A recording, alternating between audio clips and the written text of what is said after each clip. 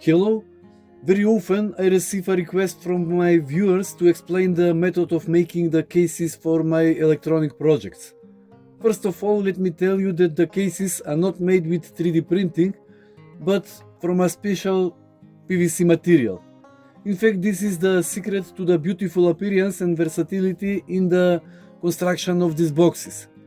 I purchased this material from a local company for the production of illuminated advertisements, and they simply call it PVC. The material is relatively strong, but up to a thickness of 5 mm it can be processed with a hobby knife. Even they can bend to a certain angle without breaking.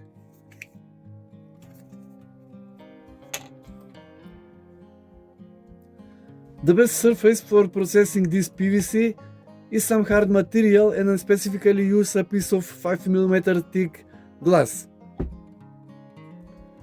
As for processing tools, we also need scissors, sandpaper, and metal ruler.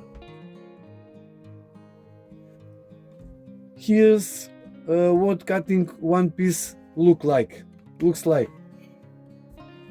For example, small PVC piece.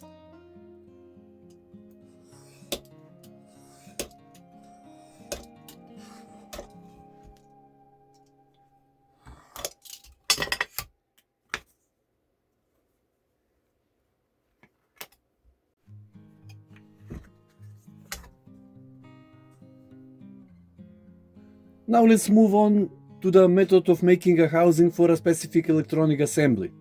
This time I will explain to you the making of the so-called matchbox housing, which is the most complex to make, but therefore the most practical.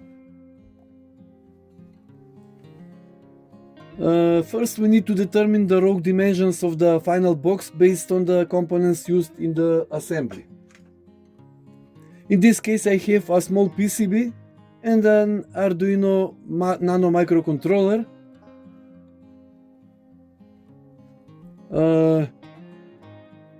On the front there will be an OLED display and a switch with a LED diode, and on the back of the housing we need to have a power connector,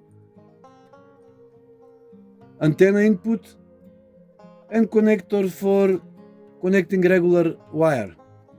For easy access when installing the electronics and possible service and adjustment, which is almost regular with the do-it-yourself devices, we make the box with a slightly larger dimensions than necessary. First we make a draft with the dimensions on paper. Bottom, front, and rear.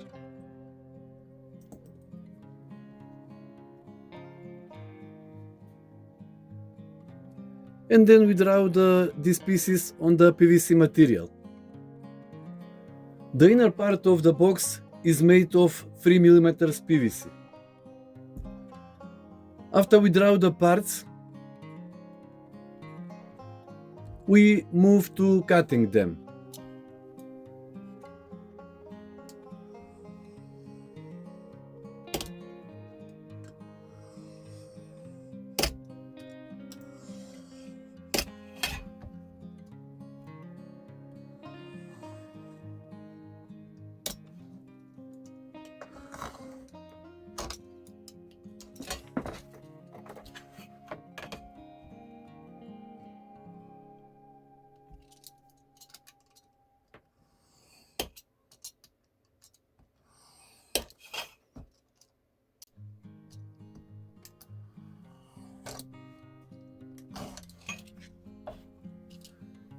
Then we make appropriate openings on the front and back.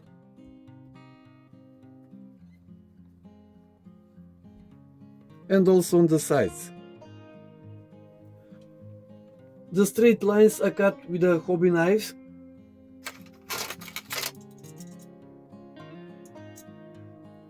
and the round ones with a drill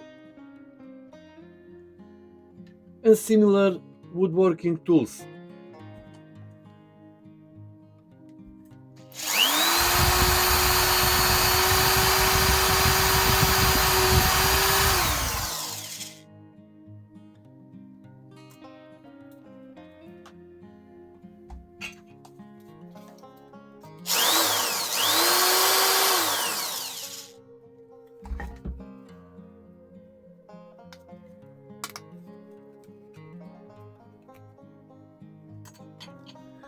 When we are done cutting, we slightly sand the edges and move to gluing.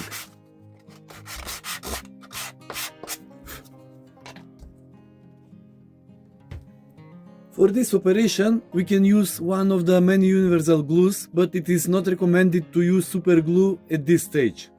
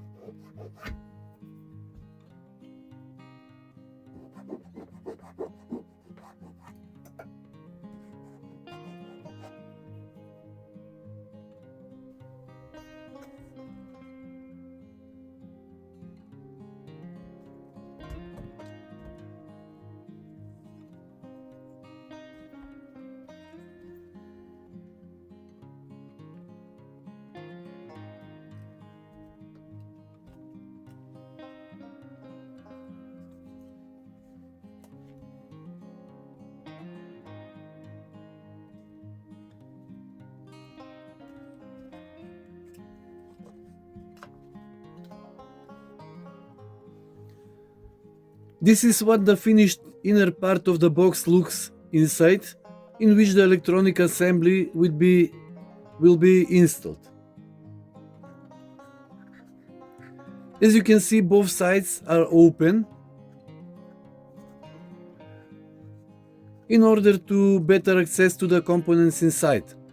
For larger boxes, it is practical to make the back part modular, i.e. to attach it to the rest of the box with screws.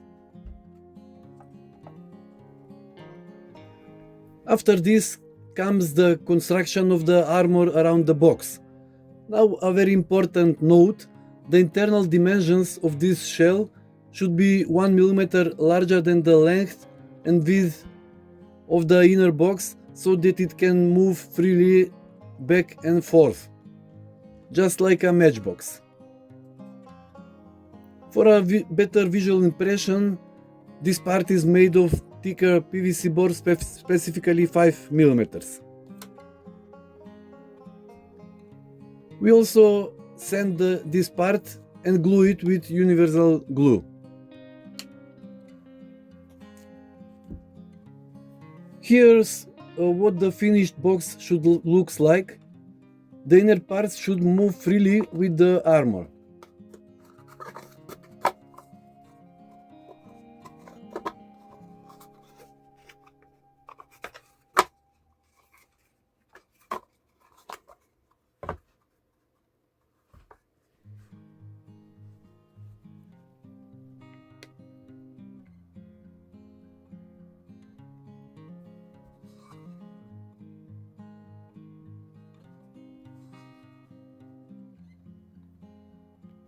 Next comes the covering of the box with self-adhesive wallpaper. Most often the front and back of the box are covered with a lighter color, white or cream, because then the markings that will be printed need to be legible. We choose the color of the armor according to our wishes.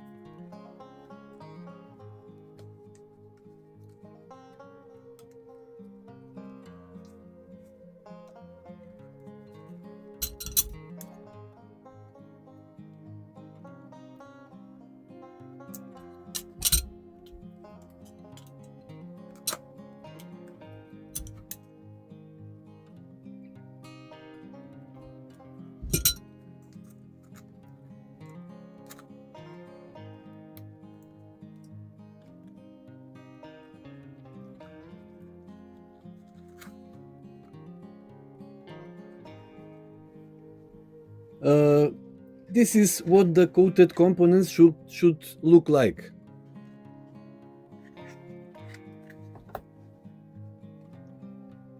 Let me just tell you that the sticking wallpaper requires a little more patience and experience that you will gain over a time.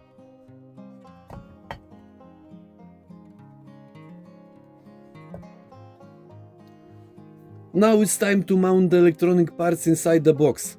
First, the elements on the front and the back are mounted. In this case, the switch with the LED, the display,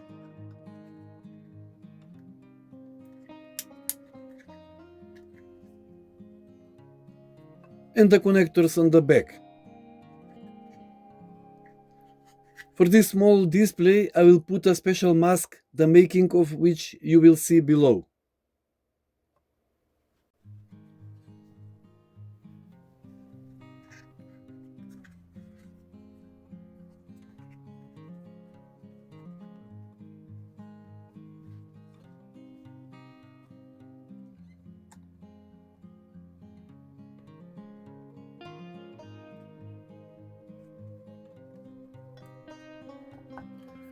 Next, we attach the PCBs in some way. The easiest way is with double-sided adhesive to the bottom and make the appropriate connections with thin wires. When soldering, we should be careful not to damage the wallpaper with the soldering iron. Then we test the functionality of the assembly and mount it in the frame. From the bottom, we fasten the frame to the box with using these two screws so that it does not move. We place appropriate carpenter's washers on the four edges. This is how the complete finished device look in the so-called matchbox housing. Perhaps the weakest link in the whole process are these handwritten tags, but I hope you come up with a better option. In my projects, I use two more types of simpler cases. The first is of this type. I usually use it for a simpler assemblies or places where certain visual components need to be outside the case. Here we have a base on which fancy is glued, and the top side is flexible and is mounted with a few screws. Inside is electronic. And finally, the simplest model, suitable for demonstration conditions where we need to have a good visual effect, the front panel, but also complete instant access to the electronic assembly without the need of unscrewing or desoldering.